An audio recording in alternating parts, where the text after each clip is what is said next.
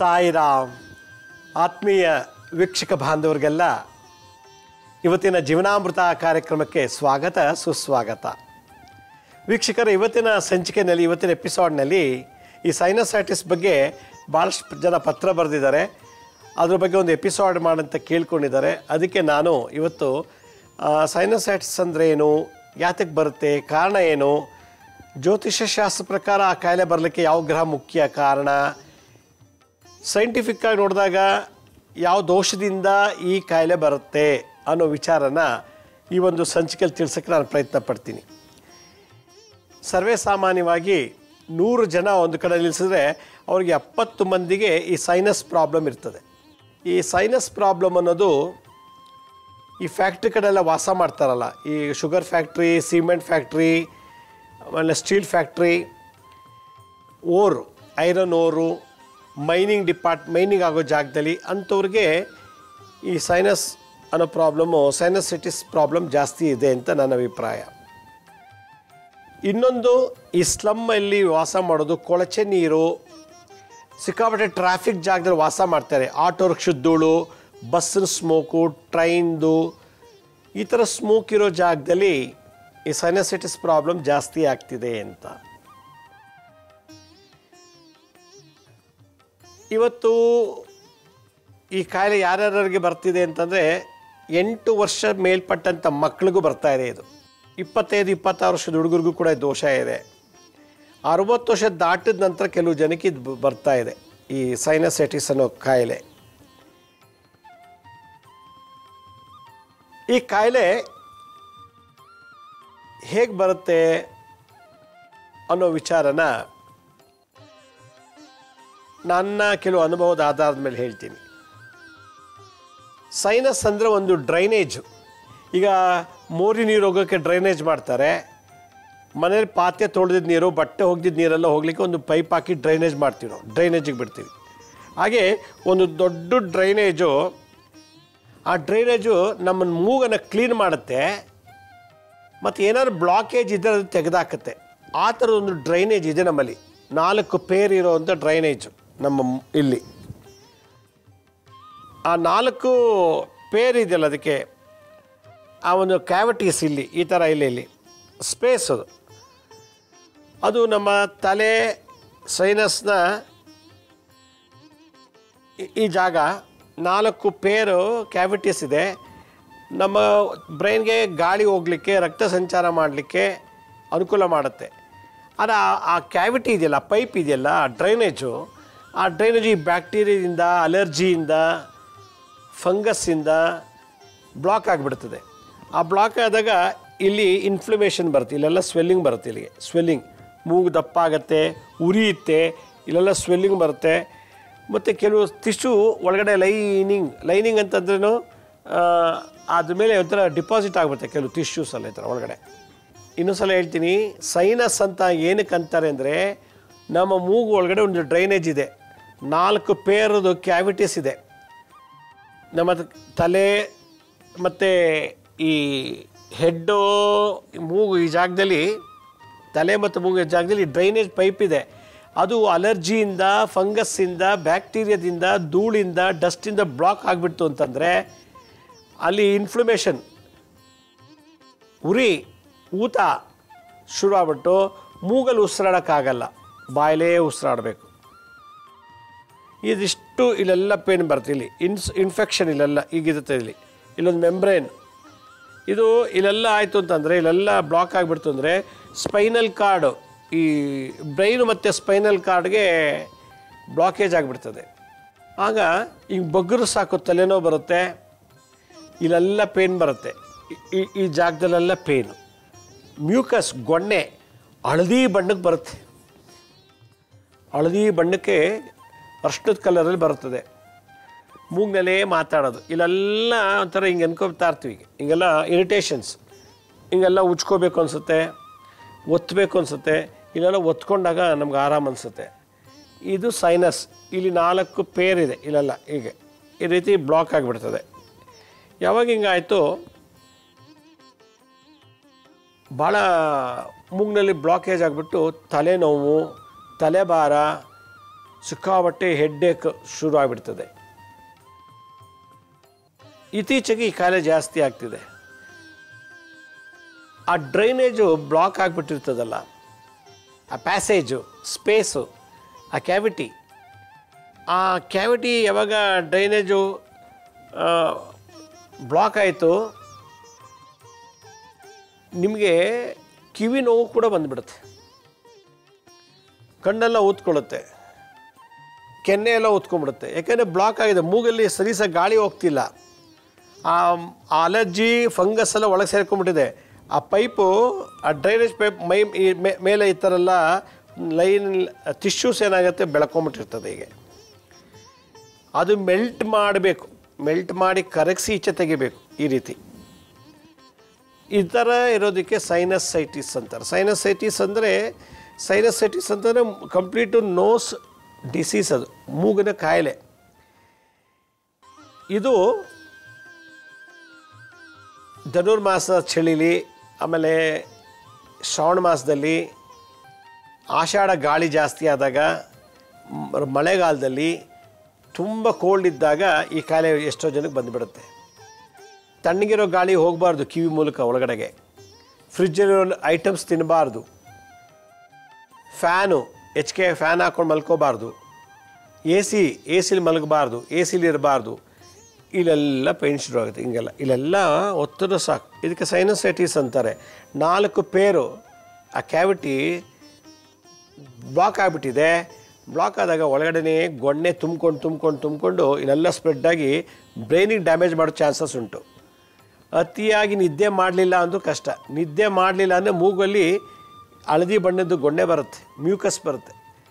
ಅದರಿಂದ ನಿದ್ದೆ ಚೆನ್ನಾಗಿ ಮಾಡಬೇಕು. ಮತ್ತು ಸಿಕ್ಕಾಬಟ್ಟೆ ಈ ತಣ್ಣಗಿರೋ ಶೀತ ಪ್ರದೇಶದಲ್ಲಿ ವಾಸ ಮಾಡಬಾರ್ದು. ತಣ್ಣಗಿರೋ ಗಾಳಿ ಹೋಗಬಾರ್ದು. ಕಿವಿಗೆ ಹತ್ತಿ ಇಟ್ಕೋಬೇಕು, ಮಫ್ಲರ್ ಕಟ್ಕೋಬೇಕು, ಟೋಪಿ ಹಾಕ್ಕೋಬೇಕು, ಕಿವಿಗೆ ಗಾಳಿ ಹೋಗಬಾರ್ದು. ಈ ರೀತಿ ಏನಾದ್ರು ನಾವು ಪ್ರೊಟೆಕ್ಷನ್ ಮಾಡಿಕೊಂಡ್ರೆ ಈ ಕಾಯಿಲೆಯಿಂದ ಬಿಡುಗಡೆ ಮಾಡ್ಬೋದು. ಇಲ್ಲ ಅಂದರೆ ಮೂಗೆಲ್ಲ ಬ್ಲಾಕ್ ಆಗಿಬಿಟ್ಟು ಕಿವಿ ಟಮಟೆ ಇಯರ್ ಡ್ರಮ್ ಕೂಡ ಡ್ಯಾಮೇಜ್ ಆಗಿಬಿಡುತ್ತೆ. ಸೈನಸೈಟಿಸ್ ಅನ್ನೋ ಕಾಯಿಲೆ ಏನಕ್ಕೆ ಬರುತ್ತೆ ಅಂತ ನಾನು ಹೇಳಿದೆ, ಶೀತ ಪದಾರ್ಥಗಳ ತಿನ್ನೋದ್ರಿಂದ ಅಂತ. ಕೆಲವರಿಗೆ ಹುಟ್ಟಿದ ಆರೋಗ್ಯದಿಂದನೂ ಸೃಷ್ಟಿ ಆಗಿಬಿಟ್ಟಿರ್ತದೆ. ಹೇಗೆ ಬರುತ್ತೆ? ಮುಖಕ್ಕೆ ಅಧಿಪತಿ ಚಂದ್ರಗ್ರಹ. ನಮ್ಮ ಮುಖಕ್ಕೆ ಅಧಿಪತಿ ಚಂದ್ರ. ನಾವು ಜಾತಕದಲ್ಲಿ ನೋಡಿದ ತಕ್ಷಣ ಹೇಳ್ಬೋದು ಇವರಿಗೆ ಸೈನಸೈಟಿಸ್ ಕಾಯಿಲೆ ಇದೆ, ಮೂಗಿನಲ್ಲಿ ದೋಷ ಇದೆ, ಮೂಗಿಗೆ ಸಂಬಂಧಪಟ್ಟಂಥ ಕಾಯಿಲೆಗಳಿದೆ ಅಂತೇಳಿ. ಚಂದ್ರ 6ನೇ ಮನೆಯಲ್ಲಿದ್ದು, ಶನಿ 12ನೇ ಮನೆಯಲ್ಲಿದ್ದು, ಲಗ್ನದಲ್ಲಿ ಅಶುಭ ಗ್ರಹ ಇತ್ತು ಅಂತಂದರೆ ಈ ಕಾಯಿಲೆ ಬರುತ್ತೆ ಅಂತ ಮೆಡಿಕಲ್ ಆಸ್ಟ್ರಾಲಜಿ ಹೇಳುತ್ತೆ. ಇನ್ನೊಂದು ಸಲ ಹೇಳ್ತೀನಿ, ಚಂದ್ರ 6th ಹೌಸಲ್ಲಿ ಇರಬೇಕು, 6ನೇ ಭಾವದಲ್ಲಿ ಚಂದ್ರ. ಲಗ್ನ ಅಶುಭ ಆಗಿರಬೇಕು, ಅಶುಭ ಗ್ರಹ ಇತ್ತು, ಲಗ್ನದಿಂದ 6ನೇ ಮನೆಯಲ್ಲಿ ಚಂದ್ರ, 12ನೇ ಮನೆಯಲ್ಲಿ ಶನಿ ಕೂತಿದ್ರೆ ಇವರಿಗೆ ಮೂಗಿಗೆ ಸಂಬಂಧಪಟ್ಟಂಥ ಕಾಯಿಲೆ, ಸೈನಸ್ ಇರ್ಬೋದು, ಮೂಗುಗಳಿಗೆ ಪಾಲಿಪ್ ಇರ್ಬೋದು, ಡೆವಲಪ್ ಆಗಿಬಿಡ್ತದೆ. ಇದು ಬೈ ಬರ್ತ್ ದೋಷ. ಲೈಫ್ ಲಾಂಗ್ ಈ ರೋಗ ಸಫರ್ ಮಾಡಬೇಕು. ಅವರಿಗೆ ಅಮೇರಿಕಾ, ಲಂಡನ್, ಜರ್ಮನಿ ಎಲ್ಲ ಥರ ಡಾಕ್ಟರ್ನ ಮೆಡಿಸಿನ್ಸ್ ಕೊಡಿಸಿದ್ರು ಕೂಡ ಆ ಜನ್ಮಾಪ್ತವಾಗಿ ಬಂದಿರೋ ಕಾಯಿಲೆಗೆ ಗುಣಪಡಿಸೋಕ್ಕಾಗಲ್ಲ. ಟೆಂಪ್ರವರಿ ರಿಲೀಫ್ ಇರುತ್ತೆ. ಕೆಲವರು ಮೂಗಿಗೆ ಡ್ರಾಪ್ಸ್ ಹಾಕೋತಾರೆ. ಮೂಗಿಗೆ ಡ್ರಾಪ್ಸ್ ಹಾಕ್ಕೊಂಡಾಗ ಸ್ವಲ್ಪ ರಿಲೀಫ್ ಆಗುತ್ತೆ ಅವ್ರಿಗೆ. ಆ ಡ್ರೈನೇಜ್, ಆ ಪೈಪ್ ಕ್ಲಿಯರ್ ಆಗುತ್ತೆ. ಆಗ ಫ್ರೀಯಾಗಿ ಏರು ಹೋಗುತ್ತೆ, ಮ್ಯೂಕಸ್ ಎಲ್ಲ ಈಚೆ ಬರುತ್ತೆ. ಲಗ್ನದಲ್ಲಿ ಅಶುಭ ಇದ್ದು ಗ್ರಹ ಇದ್ದು, ಲಗ್ನದಿಂದ 6ನೇ ಮನೆಯಲ್ಲಿ ಚಂದ್ರ, 12ನೇ ಮನೆಯಲ್ಲಿ ಶನಿ ಇದ್ದಾಗ ಅವ್ರಿಗೆ ಈ ಸೈನಸೈಟಿಸ್ ಕಾಯಿಲೆ ಬರುತ್ತೆ. ಜಾತಕ ನೋಡಿದ ತಕ್ಷಣ ಹೇಳ್ಬೋದು ಇವ್ರಿಗೆ ಲೈಫ್ ಲಾಂಗ್ ಸೈನಸೈಟಿಸ್ ಕಾಯಿಲೆ ಇರುತ್ತೆ ಅಂತೇಳಿ. ಇದು ಒಂದು ಆಸ್ಟ್ರಾಲಜಿ ಪ್ರಕಾರ ನೋಡುವಂಥದ್ದು. ಪೂರ್ವ ಜನ್ಮದಲ್ಲಿ ಏನಾದರೂ ನಾವು ಅಂದರೆ ಜನ್ಮದಲ್ಲಿ ಮರಗಳನ್ನು ಕಡ್ದಾಕೋದು, ಗಿಡಗಳಿಗೆಲ್ಲ ಬೆಂಕಿ ಇಟ್ಬಿಡೋದು, ಈ ಥರದ್ದೆಲ್ಲ ದೇವವೃಕ್ಷ ಅದೇ ನವಗ್ರಹಗಳನ್ನು ಅನುಭವಿಸುವಂಥ ವೃಕ್ಷಗಳು, ನವಗ್ರಹ ವೃಕ್ಷಗಳು, ದೇವತಾ ವೃಕ್ಷಗಳನ್ನು ಕಡ್ದಾಕಿ ಬೆಂಕಿ ಹಾಕಿದರೆ ಅವ್ರಿಗೆ ಈ ಜನ್ಮದಲ್ಲಿ ಬೈ ಬರ್ತಿಂದ ಈ ಕಾಯಿಲೆ ಬರುತ್ತೆ ಅಂತ ಕರ್ಮಸಿದ್ಧ ಅಂತ ಹೇಳುತ್ತೆ, ಕರ್ಮ ರಿಗ್ರೆಷನ್ ಥಿಯರಿ ಪ್ರಕಾರ. ಮೂರನೇದು, ನಮ್ಮ ಮನೆಯಲ್ಲಿ ನಾವು ವಾಸ ಮಾಡುವಂಥ ಜಾಗದಲ್ಲಿ ಸುತ್ತಮುತ್ತ ನಮ್ಮ ಸರೌಂಡಿಂಗ್ಸಲ್ಲಿ ಆಗ್ನೇಯ ದಿಕ್ಕಿನಲ್ಲಿ ಏನಾದ್ರು ತೇವಾಂಶ ಇತ್ತು ಅಂದರೆ ನದಿ, ಸಂಪು, ಕೊಳ ಅಥವಾ ಬಾವಿ, ಸಮುದ್ರ ಈ ಥರದ್ದು ಏನೋ ತೇವಾಂಶ ಇರುವಂಥ ಜಾಗ ಆಗ್ನೇಯ ದಿಕ್ಕಿನಲ್ಲಿತ್ತು ಅಂದರೆ ಅವ್ರಿಗೆ ಯಾವಾಗಲೂ ಶೀತ ಪ್ರವೃತ್ತಿ ಹೀಗೇ ಇರ್ತದೆ ರೋಗ. ಜ್ಯೋತಿಷ್ಯ ವಾಸ್ತು ಪ್ರಕಾರ ಹೇಳಿದೆ. ಸೈನ್ಸ್ ಇದು ನಮಗೆ ಈ ಕಾಯಿಲೆ ಇದೆ ಅಂತ ಹೆಂಗೆ ಗೊತ್ತಾಗುತ್ತೆ? ಮೂಗ್ನಲ್ಲಿ ಉಸಿರಾಡೋಕ್ಕೆ ಕಷ್ಟ ಆಗುತ್ತೆ, ನಂಬರ್ 1. ಇಂಥದ್ದೇ ಸ್ಮೆಲ್ ಅಂತ ಕಂಡುಹಿಡಿಯೋಕ್ಕಾಗಲ್ಲ. ಸ್ಮೆಲ್ ಅನ್ನೋದೇ ನಮ್ಗೆ ಗೊತ್ತಾಗಲ್ಲ. ಮೂಗ್ನಲ್ಲಿ ಉಸಿರಾಡೋದು ಗೊತ್ತಾಗಲ್ಲ. ಆ ಸ್ಮೆಲ್ ಯಾವ ಸ್ಮೆಲ್ ಇದು ಅನ್ನೋದು ಗೊತ್ತಾಗಲ್ಲ ನಮಗೆ.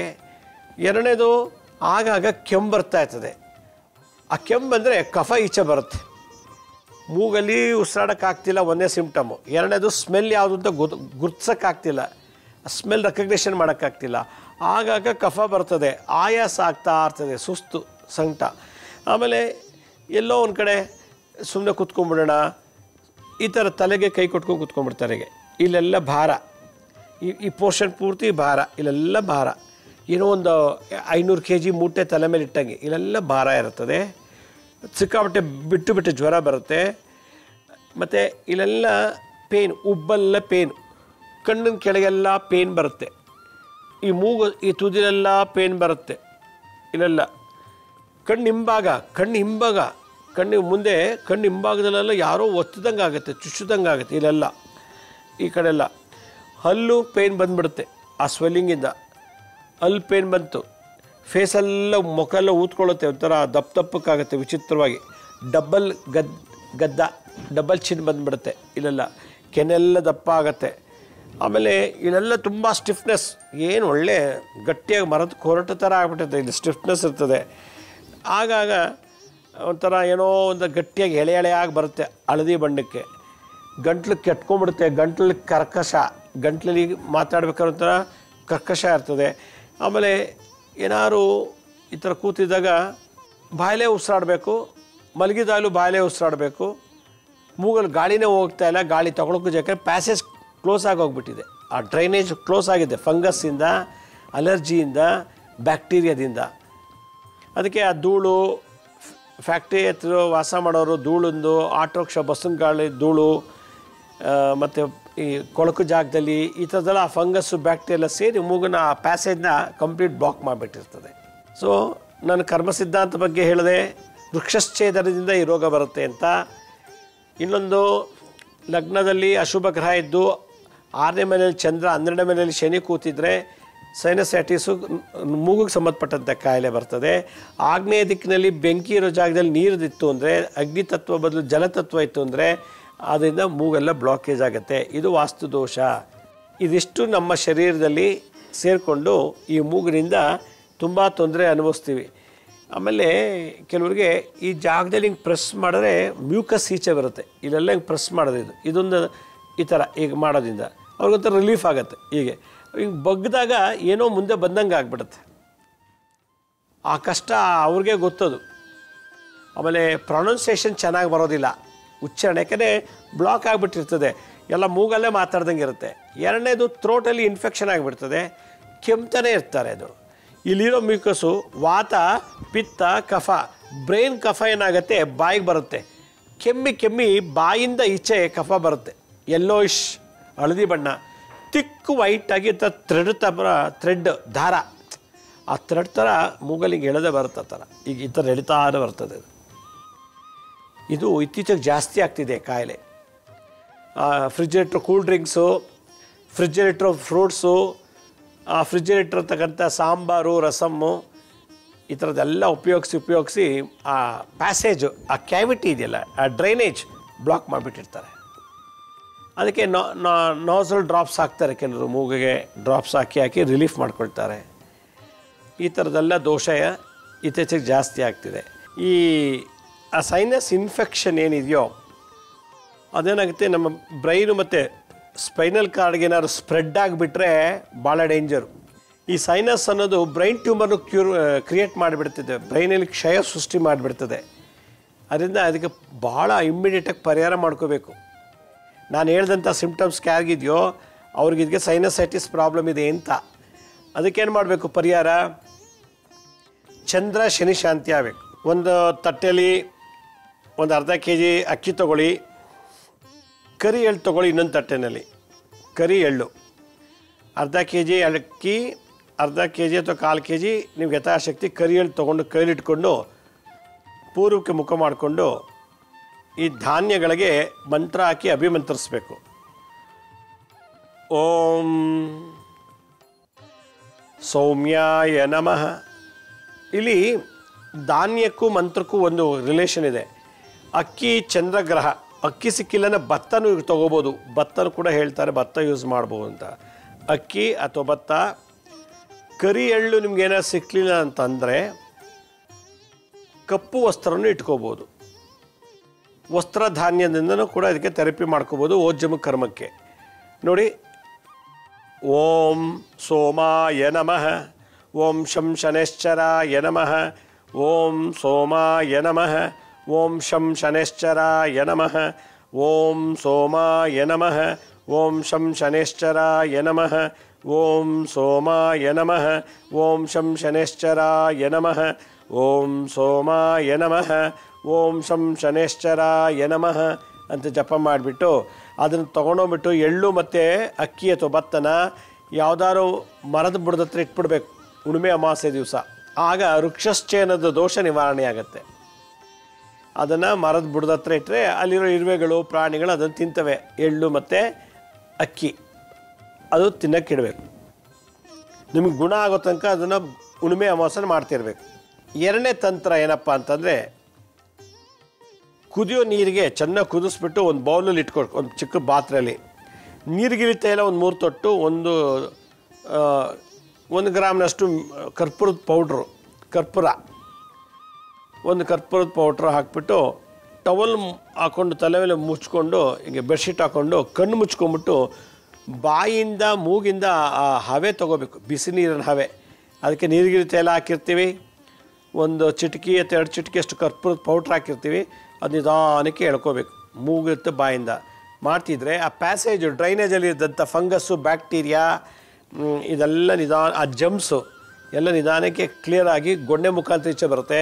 ಯಾವಾಗ ಅದು ಗೊಣ್ಣೆ ಈಚೆ ಎಲ್ಲ ಬಂತು, ಮ್ಯೂಕಸ್ ಹೊರಗೆ ಬಂತು, ಇಲ್ಲೆಲ್ಲ ಫ್ರೀ ಆಯಿತು, ಆಗ ಸೈನಸೈಟಿಸು ಪ್ಯಾಸೇಜ್ ಕ್ಲಿಯರ್ ಆಯಿತು. ಅದೀಗ ಈ ಸೈನಸ್ ಅನ್ನೋ ಒಂದು ಆರ್ಗನ್ನ 4 ಪೇರು ಆರ್ಗನ್ಸ್ ಇಲ್ಲಿರ್ತದೆ. ಈ ಥರ ಇಲ್ಲಿ ನಮ್ಮ ಹೆಡ್ಡು ಮತ್ತು ಕಣ್ಣಿಂಭಾಗದಲ್ಲಿ ಎಲ್ಲ ಪೇನ್ ಬಂದಿರ್ತದೆ, ಅದೆಲ್ಲ ನಿವಾರಣೆ ಆಗುತ್ತೆ. ಇದು ನಿಮ್ಗೆ ಅನುಕೂಲ ಆಗೋವರೆಗೂ ಮಾಡ್ತಾ ಇರಬೇಕು. ಇನ್ನೊಂದು ಥೆರಪಿ ಏನಂತಂದರೆ ಮರ್ಮದಲ್ಲಿ ಮುಖ ಥೆರಪಿ, ಮುಖಮರ್ಮ ಅಂತಿದೆ. ಮುಖಮರ್ಮ ಸುಮಾರು 12 ಮುಖಮರ್ಮಗಳಿವೆ. ಆ ಮುಖಮರ್ಮಗಳನ್ನು ಮಾಡೋದ್ರಿಂದ ಲೈಫ್ ಲಾಂಗು ಈ ರೋಗ ಬರೋಲ್ಲ.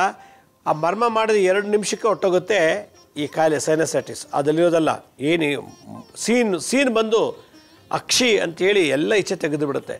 ತೆಗೆದು ಆ ನಾರಂತಿರೋ ಆ ದುರ್ಮಾಂಸ ಎಲ್ಲ ಈಚೆ ಬರುತ್ತೆ. ಕೆಲವು ಪಾಲಿಬ್ ಇರುತ್ತೆ, ಇಲ್ಲಿ ಪಾಲಿಬ್ ದುರ್ಮಾಂಸ, ಅನ್ವಾಂಟೆಡ್ ಗ್ರೋತು, ಅದು ಕೂಡ ತೆಗಿಬೋದು. ಹಾಗೆ ಮರ್ಮದಿಂದ ಈ ಕಾಯಿಲೆನ ಈಸಿಯಾಗಿ ಕ್ಯೂರ್ ಮಾಡ್ಬೋದು. ಮರ್ಮ ಥೆರಪಿಯಿಂದ. ಮರ್ಮ ಅನ್ನೋದು ಸಾವಿರಾರು ವರ್ಷದ ಒಂದು ವಿದ್ಯೆ. ಔಷಧಿ ಇಲ್ಲದೇ, ಇಂಜೆಕ್ಷನು, ಟಾನಿಕ್ಕು, ಮಾತ್ರೆ, ಆ್ಯಂಟಿಬಯೋಟಿಕ್ಸು, ಸ್ಟಿರಾಯ್ಡ್ಸು ಇಲ್ಲದೇ, ಆಪ್ರೇಷನ್ ಇಲ್ಲದೇ ಯಾವುದೇ ಔಷಧಿ ಇನ್ವೆಸ್ಟ್ಮೆಂಟಿಂದ ಕ್ಯೂರ್ ಮಾಡೋಂಥ ಒಂದು ವೈದ್ಯಕೀಯ ವಿದ್ಯೆ ಇದು, ಥೆರಪಿ ಇದು, ಚಿಕಿತ್ಸೆ. ನಾನು ಈಗ ಇದೇ ತಿಂಗಳು 29, 30, 31ನೇ ತಾರೀಕು 29, 30, 31ನೇ ತಾರೀಕು 3 ದಿವಸ ಒಂದು ಪುಣ್ಯಕ್ಷೇತ್ರದಲ್ಲಿ ನಾನು ಈ ಮರ್ಮ ಥೆರಪಿ, ಮರ್ಮ ಚಿಕಿತ್ಸೆ ಬಗ್ಗೆ ಕ್ಲಾಸ್ ಮಾಡ್ತಾಯಿದ್ದೀನಿ.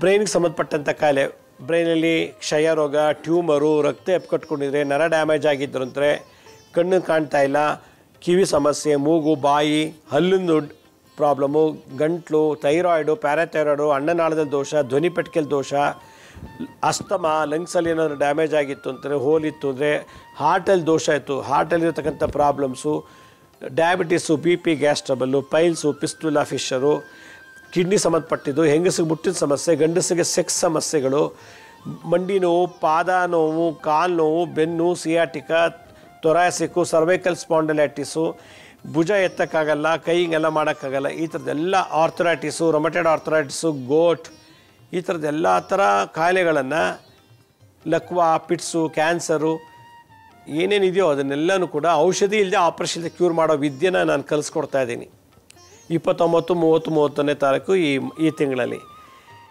ಇದನ್ನು ಕಲಿಯೋದ್ರಿಂದ ಏನು ಲಾಭ ಅಂತಂದರೆ ನಿಮಗೆ ನೀವೇ ಕಾಯಿಲೆ ಕ್ಯೂರ್ ಮಾಡ್ಕೋಬೋದು. ನಿಮ್ಮ ಮನೆ ಮಂದಿಯವ್ರಿಗೆಲ್ಲ ಔಷಧಿ ಇಲ್ಲದೆ ಆಪ್ರೇಷನ್ ಇಲ್ಲದೆ ಕಾಯಿಲೆ ಕ್ಯೂರ್ ಮಾಡ್ಬೋದು.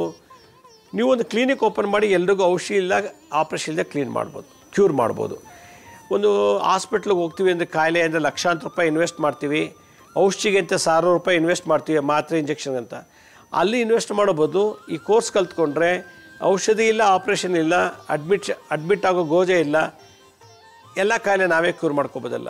ಅದಕ್ಕೆ ಮನೆಗೊಬ್ಬ ವೈದ್ಯನಾಗಲಿ ಅಂಥೇಳಿ ಈ ಒಂದು ಕೋರ್ಸನ್ನು 29, 30, 31ನೇ ತಾರೀಕು ಮಾರ್ಚ್ ಮಾಡ್ತಾಯಿದ್ದೀನಿ. ಯಾರಿಗೆ ಆಸಕ್ತಿ ಇದೆಯೋ ನಾನು ಮನೆಗೊಬ್ಬ ಡಾಕ್ಟ್ರ್ ಆಗಬೇಕು, ಔಷಧಿ ಇಲ್ಲದೆ ಆಪ್ರೇಷನ್ ಇಲ್ಲದೆ ಬದುಕಬೇಕು ಅನ್ನೋದಾದರೆ workshop.lakshmisrinivas.in ಅಂತ ನಾನು ಸ್ಕ್ರೀನ್ ಮೇಲೆ ತೋರಿಸ್ತಾ ಇದ್ದೀನಿ ನೋಡಿ. workshop.lakshmisrinivas.in ಅಂತ ಅದಕ್ಕೆ ಲಾಗಿನ್ ಆಗಿ ವರ್ಕ್ಶಾಪ್ ರಿಜಿಸ್ಟ್ರೇಷನ್ಗೆ ಹೋಗಿ ನೀವು ಎನ್ರೋಲ್ ಮಾಡ್ಕೋಬೇಕು. ಈ ಕೋರ್ಸಿಗೆ ಬಂದವ್ರಿಗೆ ಲಯ ಯೋಗ ಫ್ರೀಯಾಗಿ ಹೇಳ್ಕೊಡ್ತೀನಿ. ಯಾರು ಈ ಕೋರ್ಸ್ಗೆ ಅಟೆಂಡ್ ಆಗ್ತಾರೋ ಅವ್ರಿಗೆ ಲಯ ಯೋಗ ಫ್ರೀ.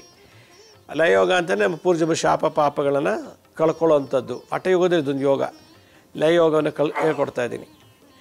ಇದಿಷ್ಟು ನೀವು 29, 30, 31ನೇ ತಾರೀಕು ನಡೆಯುವಂಥ ಒಂದು ಕಾರ್ಯಕ್ರಮ ತರಬೇತಿ ಶಿಬಿರ.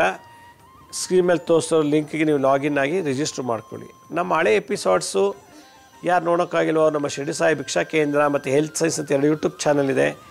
ಇದ್ರ ಜೊತೆಗೆ SSBK ಜ್ಞಾನೋದಯ ಅಂತ ಒಂದು ಮ್ಯೂಸಿಕ್ ಚಾನಲ್ ಇದೆ. 3ಕ್ಕೂ ಸಬ್ಸ್ಕ್ರೈಬ್ ಮಾಡ್ಕೊಳ್ಳಿ. ಪಕ್ಕದಲ್ಲಿರೋ ಬೆಲ್ ಬಟನ್ ಪ್ರೆಸ್ ಮಾಡಿ, ನೋಡಾದ್ಮೇಲೆ ಲೈಕ್ ಅನ್ನೋ ಬಟನ್ ಪ್ರೆಸ್ ಮಾಡಿ. ಆಮೇಲೆ ಆ ಲಿಂಕನ್ನು ನಿಮ್ಮ ಬಂಧು ಮಿತ್ರರಿಗೆ ವಾಟ್ಸಪ್ ಮುಖಾಂತರ ಅಥವಾ ಇಮೇಲ್ ಮುಖಾಂತರ ಶೇರ್ ಮಾಡಿ.